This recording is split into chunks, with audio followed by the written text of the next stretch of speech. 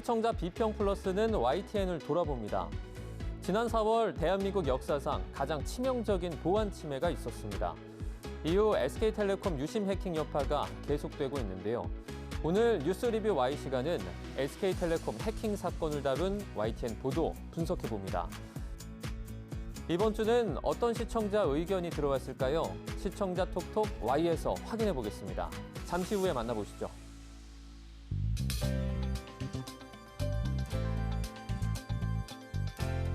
시청자 여러분 안녕하십니까? 정중입니다.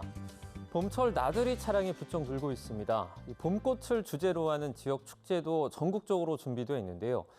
이러한 야외 활동을 위해서 차량 이동을 하다 보면 문득 눈꺼풀이 무거워지는 순간 한 번쯤 느끼셨을 겁니다.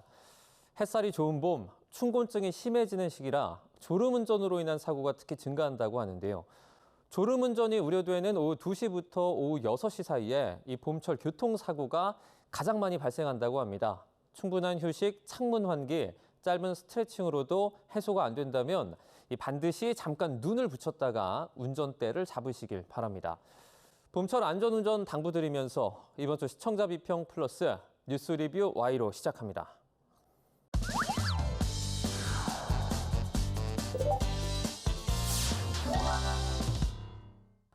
세 분 어서 오세요. 안녕하십니까?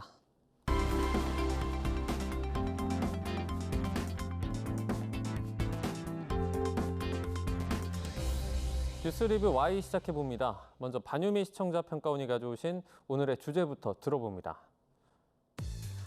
이번 SK텔레콤 유심정보 유출 사고는 전체 국민의 절반에 해당하는 가입자들이 피해를 입어 우리 통신사 역사상 가장 심각한 보안 침해로 평가받고 있습니다. 개인정보 유출 피해 우려가 커지는 가운데 해킹 범죄에 대한 이해는 물론 현재 대처 상황과 앞으로의 대응 방향까지 짚어봐야 할 문제들이 많은데요. 오늘 뉴스 리뷰 Y에서는 YTN이 이번 SK텔레콤 해킹 사건을 어떻게 보도했는지 살펴보겠습니다. 국내 1위 이동통신 사업자인 SK텔레콤이 해킹 공격을 받았습니다. 그로 인해서 무려 2,300만 명에 이르는 가입자의 개인정보가 일부 유출이 됐는데요. YTN은 이번 사태를 어떻게 보도해서 정리를 하고 있는지 오늘 그 내용 분석해 보겠습니다. 먼저 사건 발생 초기부터 살펴보죠. 이 첫 보도가 4월 22일에 나간 것으로 확인이 됐네요. 네, 그렇습니다. 지난 4월 22일 오후 YTN은 최대 이동통신사 SKT 해킹, 이용자 유심정보 유출이라는 제목의 보도로 이번 사태를 처음 전했습니다.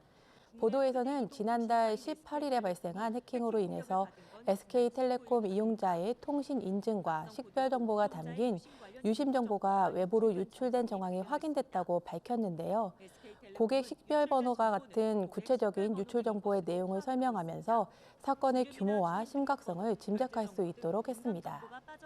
해당 보도는 가입자 2,300만 명을 보유한 국내 최대 이동통신사인 SK텔레콤이 해킹 공격을 받았고 그 결과 개인정보 유출 정황이 포착되었다고 보도했습니다. 아쉬운 점은 4월 18일 개인정보 유출 현황이 포착되었지만 4월 22일에서야 문제가 알려진 이유를 지적하지 않았고 전문가 인터뷰에서는 SKT 해킹으로 인해 개인정보 유출의 피해가 크지 않을 것이라는 내용이 보도된 점은 아쉬운 부분입니다. 네, 이후 4월 29일 보도입니다. 곽이 장관, SKT 하루 늦은 해킹 신고, 합당한 처벌받을 것. 보도에서는 유상임 과기부 장관의 국회 예산결산특별위원회 종합정책 질의의 답변을 인용하면서 SK텔레콤이 하루 늦게 신고한 데에 대한 합당한 처벌이 뒤따를 것이라고 밝혔는데요.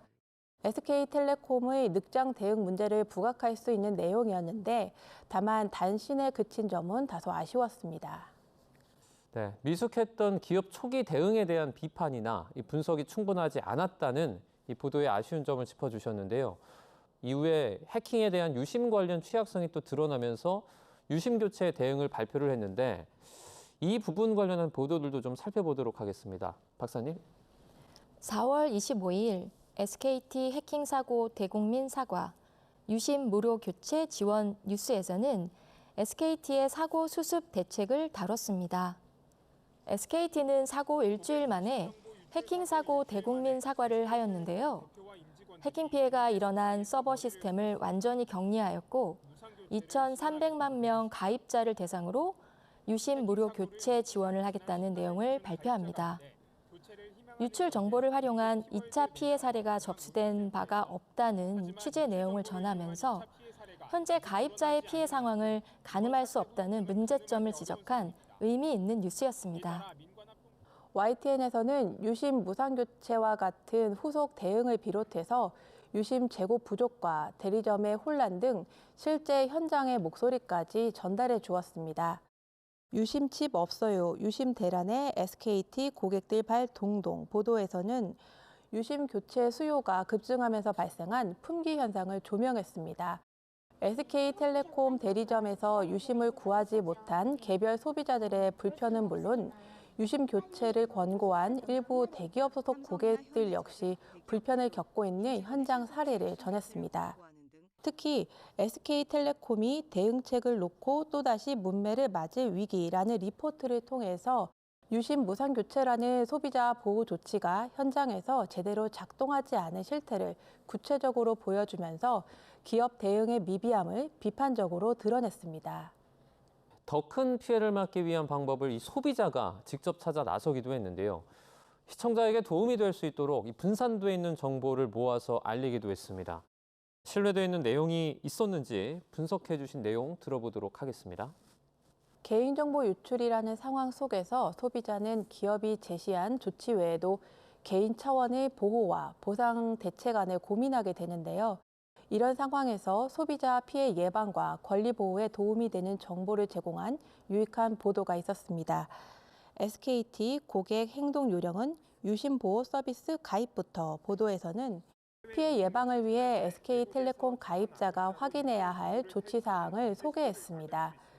유심 보호 서비스 가입을 비롯해 명의도용 방지 서비스를 이용한다던가 공식 대리점 방문을 권장하고 또 피싱 문자 링크 클릭에 주의할 것을 당부해 구체적인 행동 요령을 제공한 보도였습니다. 4월 30일 보도입니다. 금융권, 복제폰 우려, 안면 인증 강화, 유심 교체가 최선의 제목인데요. SKT 유심 해킹으로 가입자의 정보를 남용해 발생할 수 있는 잠재적 문제를 진단하는 내용을 담았습니다.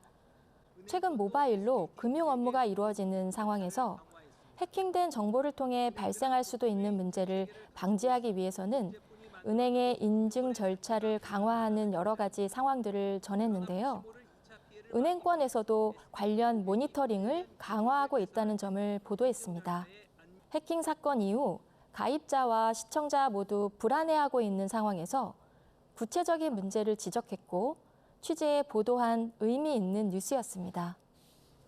네, 대응 방안에 관한 정보는 충분히 다뤄졌다고 파악이 되는데요. 다만 여러 보도 가운데 해킹의 기술적인 원인이나 보안 시스템을 언급한 보도를 찾기는 쉽지 않았습니다.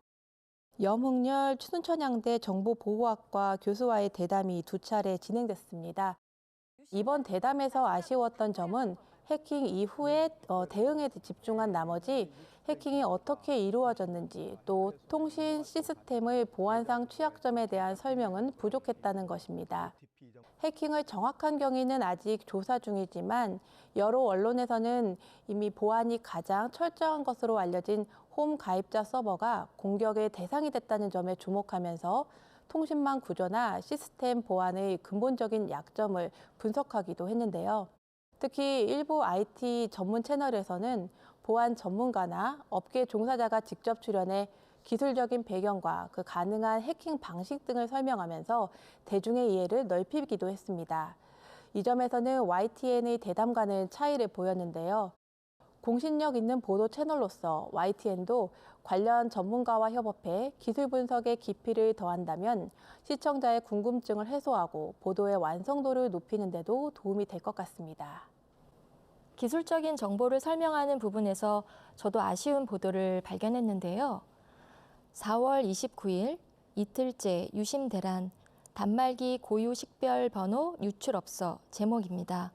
민관합동조사단은 가입자 전화번호와 가입자 식별키 등 유심 복제에 활용될 수 있는 4가지 정보의 유출을 확인했으며 유심 정보 처리 등에 필요한 SKT 자체 관리용 정보 21종이 빠져나갔다고 보도했습니다.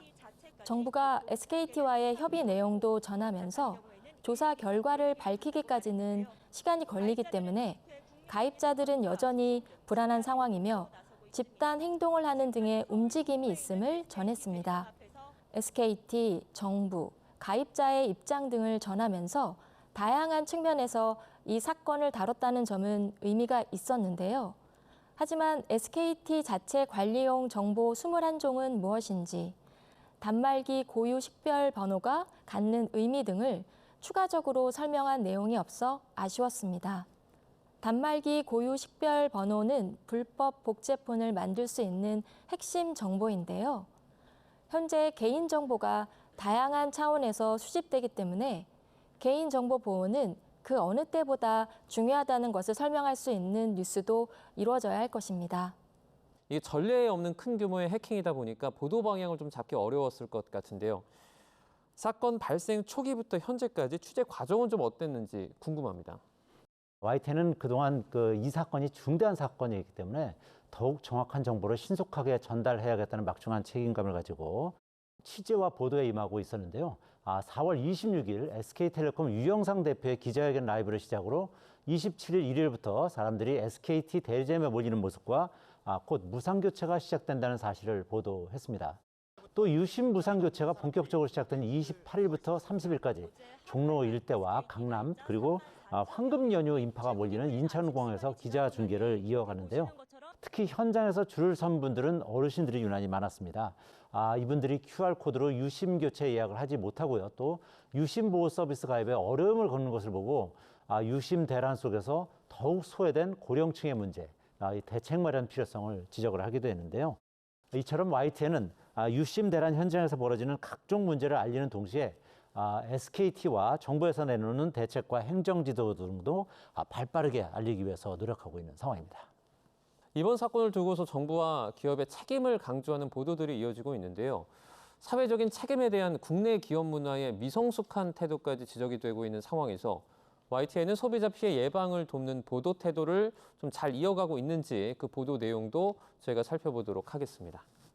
유심 교체 하세월, 통신사 이동 위약금 면제해야 대담에서는 YTN 김진도 해설위원이 출연해 유심 교체나 보호 서비스 가입이 늦어지는 상황을 짚으며 피해자 입장에서 필요한 정보와 주의사항을 전했습니다.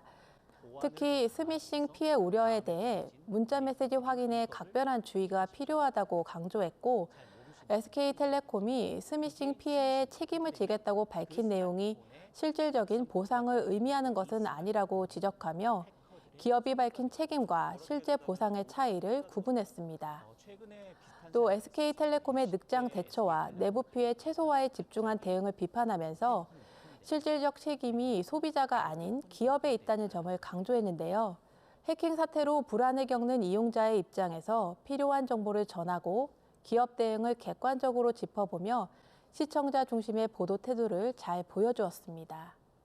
5월 1일 SKT 신규 가입 중단 철퇴, 유심 도착, 피싱까지 기승을 다룬 뉴스에서는 과기정통부가 유심 대란을 일으킨 SK텔레콤에 대해 신규 가입 중단을 결정했다는 내용을 전했습니다. 네, 해당 보도에서는 유심 교체를 기다리는 이용자들을 대상으로 한 피싱 문자 사례가 확인되면서 정식 안내 메시지와의 구분을 강조하고 또 소비자의 경각심을 높일 수 있었는데요. 시장 점유율 제1위 통신사가 정부의 제재를 받고 해킹 사태가 피싱 범죄로까지 확산되고 있다는 점을 알려 이번 사건의 심각한 여파를 다시 한번 보여주었습니다. 5월 1일 SKT 청문회 부실 대응, 위약금 난타, 최태원 치과 치료 불참을 다룬 보도에서는 국회에서 열린 SK텔레콤 사태 청문회 상황을 전했는데요. SK텔레콤의 부실 대응과 통신사 이동 시 발생하는 위약금 문제를 해결해야 한다는 논의를 전했습니다. 국회 SKT 청문회 현장 취재 영상을 통해 SKT의 부실 대응과 위약금 문제 등 대책 관련 아젠다를 전달했고 가입자 보호를 위해 기업의 책임 있는 문제 해결이 필요하다는 것을 알 수 있는 보도였습니다. 네, 유심 대란으로 피해자들이 고통을 받게 됐습니다. 현장 상황 취재로 이제 YTN 보도가 좀 유익했다라는 부분까지 말씀을 해주셨는데요. 추후에 SK텔레콤 측 근본적인 대책과 또 제대로 된 보상을 묻는 어떤 시청자들의 궁금증이 또 커질 것으로 예상이 됩니다. YTN 보도 방향은 좀 어떻게 조율이 됩니까? 우선 무엇보다도 이번에 고객의 정보가 상당히 많이 유출됐다는 거 아니에요? 그래서 구체적으로 정확히 어떤 정보가 유출되는지 그 부분을 집중적으로 취재할 예정입니다. SK텔레콤은 이제 유심 복제와 관련해서 가입자 전화번호 그리고 가입자 식별키 등 4종이 유출됐다고 하고요. 또 SKT가 자체 관리하는 21종의 정보가 해킹을 통해 유출됐다 이렇게 밝히고는 있습니다만 정확히 어떤 정보가 빠져나가는지에 대한 정보가 상당히 사실관계가 미흡한 그런 상황인데요. 국민 불안 해소를 위해서 조속히 정리돼야 하는 사안이기 때문에 이 부분 취재에 힘을 쏟을 예정이고요. 둘째, 유심 교체 현황 그리고 교체할 경우에는 얼마나 안전할지 여부에도 관심을 쏟도록 하겠습니다. 유심 교체 대기 인원은 얼마인지 그리고 언제쯤 유심 교체가 가능할지 여부도 아주 중요한 상황이고요. 과연 유심을 교체할 경우에 모든 것이 안전한 것인지 또 이미 빠져나간 정보를 감안한 후속 조치는 무엇이 있는지도 이제 알아보도록 하겠습니다. 셋째, 다른 통신사로 이동할 경우에 위약금 면제 이슈에 대해서도 자세히 취재할 예정인데요. 위약금 면제는 사실 정치권에서 먼저 언급한 문제이긴 한데요. SK텔레콤에서는 이제 필사적으로 이 부분을 막으려고 노력하고 있는 사안이지만 이 부분은 가입자 차원에서는 가장 시급한 내용이기도 합니다. 네 번째로는 해킹 원인 파악 그리고 책임 소재, 재발 방지책 관련 보도를 강화할 예정입니다.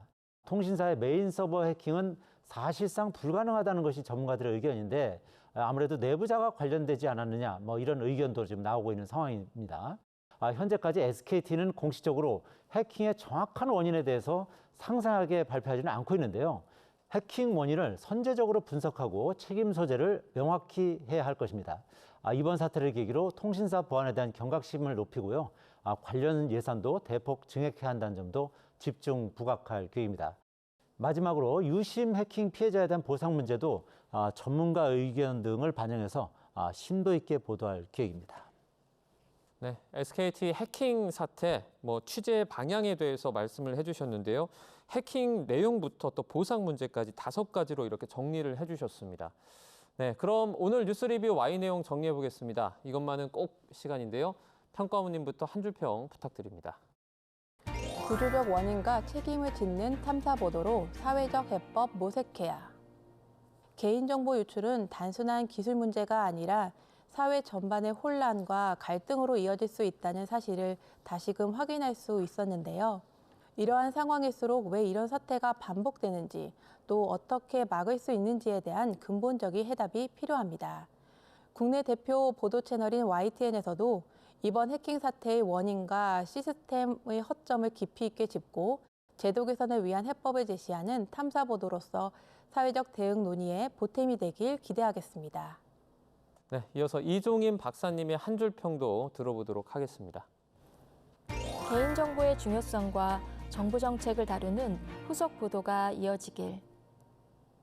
이번 YTN에서는 SKT 해킹 사건이 가입자에게 늦게 공지된 점과 지체되는 유심 교체 현장, 고령 가입자와 사회적 취약계층의 온라인 접수의 어려움 등을 빠른 현장 취재를 통해 문제의 심각성을 알리는 데 중요한 역할을 했습니다. 아쉬운 점도 있었는데요. 개인정보 유출의 위험성을 보다 쉽게 설명하는 뉴스는 적었다고 생각합니다. 특히 사이버 해킹으로 인해 발생할 수도 있는 범죄와 이를 예방할 수 있는 방안 등 관련 대안을 설명하는 보도는 적었다고 생각됩니다. 디지털 정보 이용에 대해 사회적 취약 계층뿐만 아니라 모바일 이용자도 개인정보 보호의 중요성을 인식해야 하는 시대가 되었습니다. SK텔레콤의 유심 해킹 사건이 수습 중인 만큼 관련 전문가의 진단이나 공공기관 규제의 중요성을 다루는 후속 보도도 이어지기를 바랍니다. 네, 오늘은 많은 이용자의 불편을 낳았던 SKT 해킹 사태 관련 보도들 살펴봤습니다. 뉴스 리뷰 Y 순서는 여기서 마치도록 하겠습니다. 세 분 오늘 말씀 잘 들었습니다. 고맙습니다.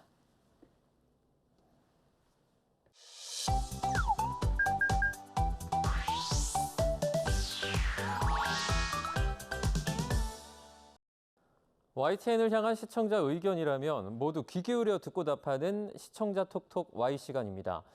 오늘 주목한 시청자 의견을 AI 앵커 Y고가 소개해드립니다. 지금 바로 만나보시죠. 안녕하세요. AI 앵커 Y고입니다. 오늘의 첫 번째 주제는 디딤돌 소득 성과에 대한 시청자 의견을 들어봤습니다. 자세한 내용 지금 바로 보시죠.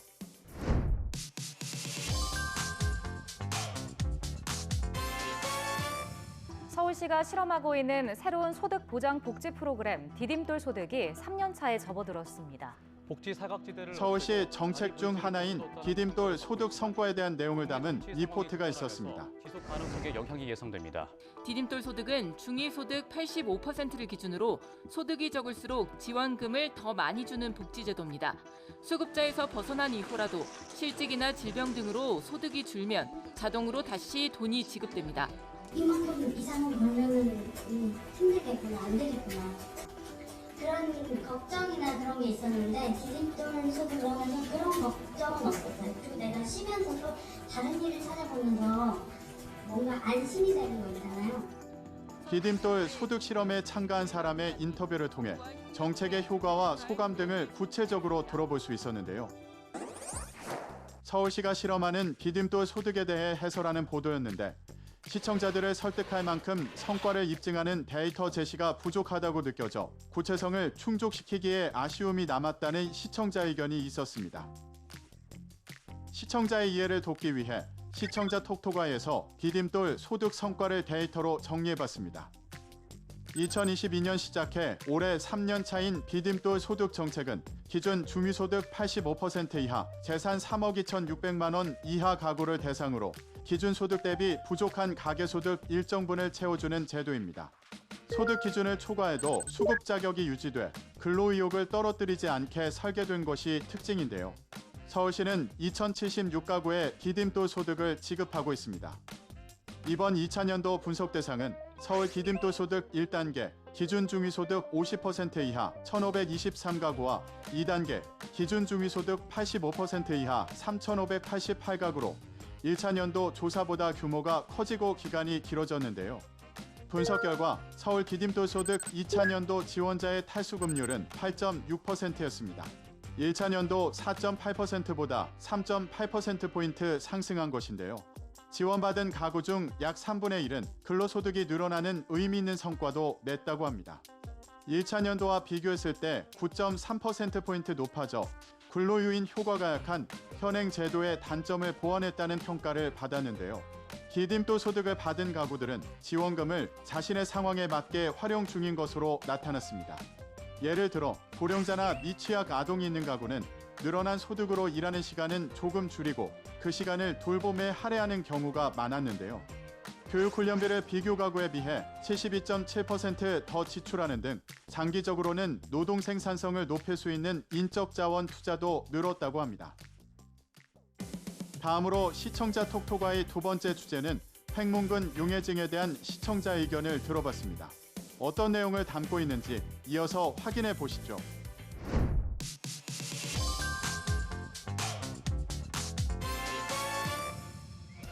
독감을 회복하는 과정에서 소아 환자들 사이 횡문근 용해증이 늘어나고 있다는 소식을 전한 보도가 있었습니다.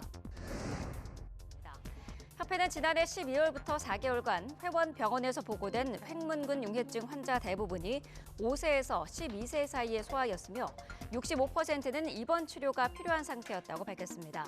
또한 조기 발견하면 수액 치료 등으로 회복이 가능한 만큼 아동이 독감이 낫는 과정에 콜라색 소변을 보거나 갑자기 심한 근육통을 호소할 경우 반드시 병원에서 진료를 받으라고 당부했습니다. 해당 질병이 대부분 어린 소아 환자들 사이에서 발견됐으며 증상이 보인다면 반드시 병원의 진료가 필요함을 전했는데요. 최근 유행 중인 B형 독감과 관련해 횡문근 용해증에 대한 정보를 전했는데 익숙하지 않은 병이라 해당 병에 대한 증상 대처 등을 정보 자막 등으로 보여줬다면 좋았겠다는 시청자 의견이 있었습니다. 시청자 톡톡아이에서 핵문근 융해증에 대한 정보를 정리해봤습니다. 올해 B형 독감은 경증으로 알려졌지만 기존과 다르게 일부 아동에게서 후유증의 하나로 바이러스성 핵문근 융해증이 발생하고 있다고 합니다.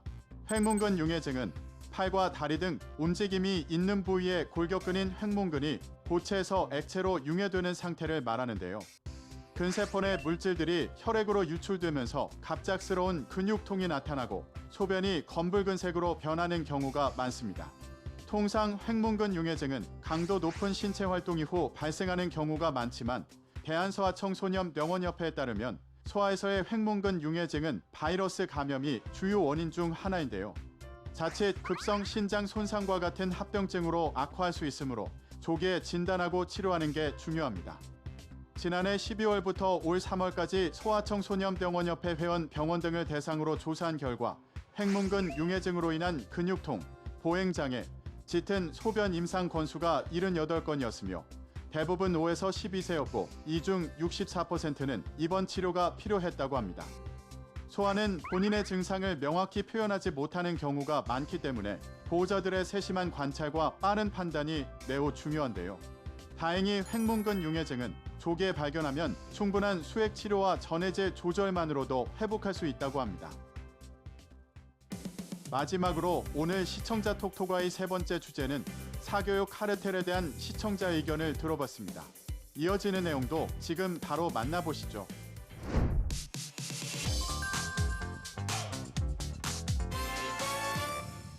경찰이 사교육 카르텔 의혹과 관련해 현직 교사와 유명 강사, 사교육 업체 등 100명을 검찰에 넘겼습니다. 사교육 카르텔과 관련해 경찰이 수사 결과를 발표하면서 구체적인 내용을 담은 리포트가 있었습니다. 해당 교사들은 지난 2019년부터 4년 동안 수능 관련 문항을 만들어 업계에 팔아넘긴 혐의를 받는데 수수 금액이 48억 6천만 원에 달하는 것으로 파악됐습니다. 수능 출제, 검토위원 경력이 있는 현직 교사들이 이른바 문항 제작팀까지 만들어 조직적으로 거래한 사례도 드러났는데 문항 한 개당 10만 원에서 50만 원을 받은 것으로 조사됐습니다. 사교육 카르텔에 연루된 사람들과 어떤 방식으로 이루어졌는지 등 구체적인 내용을 담아 시청자의 이해를 도왔는데요. 경찰청 국가수사본부에 사교육 카르텔 수사 결과를 전하면서 심각성을 구체적으로 알린 보도였는데 관련해 교육부 측의 반성과 관리 등에 대한 계획도 다뤄졌으면 좋았겠다는 시청자 의견이 있었습니다. 자세한 내용을 보충하기 위해 시청자 톡톡아이에서 사교육 카르텔과 관련한 교육감 입장 발표를 정리해봤습니다. 서울 지역 일부 교원이 사교육 업체와 유착한 사실이 최근 감사원 감사 결과로 확인됐는데요. 지난 4월 22일 사교육 카르텔 수사 결과와 관련해 정근식 서울특별시 교육감은 사교육 카르텔 관련 교원 엄정 조치 서울교육감 입장문을 발표했습니다. 정 교육감은 해당 교원을 단호히 징계하는 동시에 교원의 사교육 유착을 선제적으로 차단하기 위한 모든 조치를 즉각 취하겠다고 전했습니다. 서울시 교육청은 교원 사교육 시장 개입 불법 문항 거래에 대한 2023년 8월 감사원 감사 실시와 동시에 전국연합 학력평가 출제 관련 인력풀 구성해서 사설 모의고사 출제 관련자를 배제했다고 전했는데요. 사교육 업체 등의 명확한 기준 안내 등을 통해 비슷한 사례가 재발하지 않도록 했다고 설명했습니다.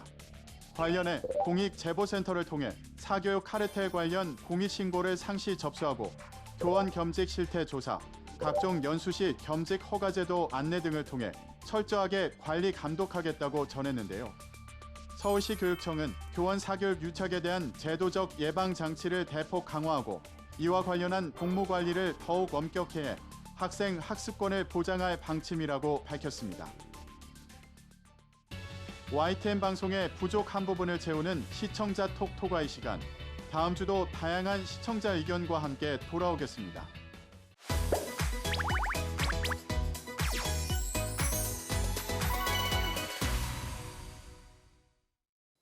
안녕하세요. YTN DMB 시청자평가원 김나영입니다. 이제 뉴스는 기자만 만드는 것이 아니라 누구든 현장 기자가 될 수 있는 세상입니다. 그만큼 제보 영상이 일상화가 되고 시청자들의 소중한 제보 하나하나가 뉴스의 중심에 있기도 하는데요. 이번 YTN 개국 30주년을 맞아 방영된 특집 프로그램 당신의 제보에서는 시대 변화에 발맞춘 뉴스의 새로운 가능성을 제시하며 언론과 시청자가 어떻게 동행할 수 있는지 시청자들의 소중한 제보를 통해 이야기 나누었습니다.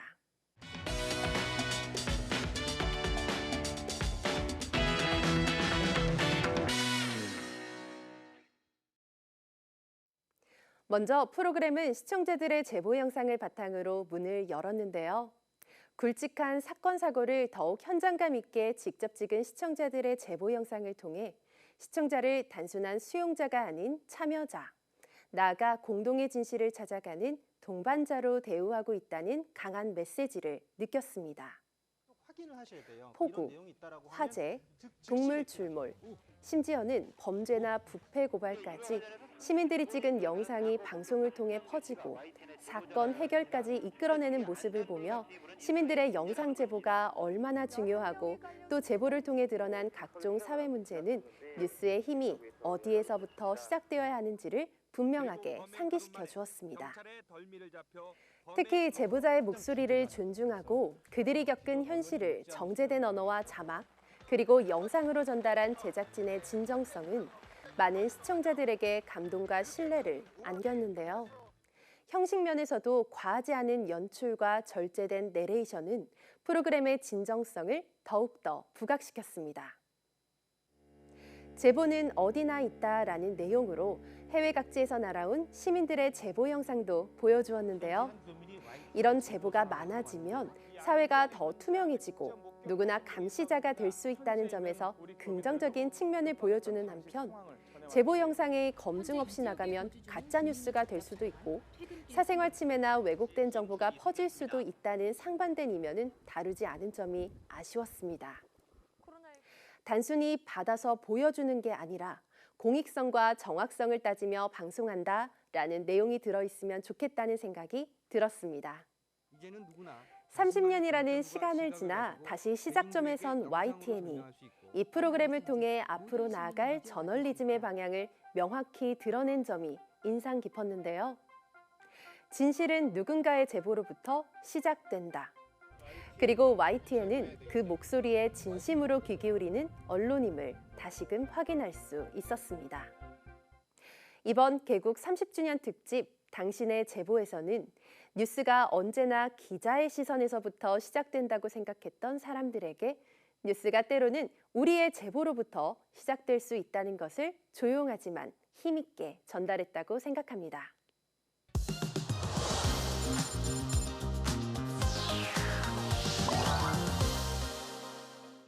시청자 목소리로 YTN을 되돌아봅니다. 방송에 대한 여러 의견들 SNS와 홈페이지를 통해 남겨주시고요. 시청자 비평 플러스는 다음 주 더 새로운 의견으로 돌아오겠습니다. 시청해주신 여러분 고맙습니다.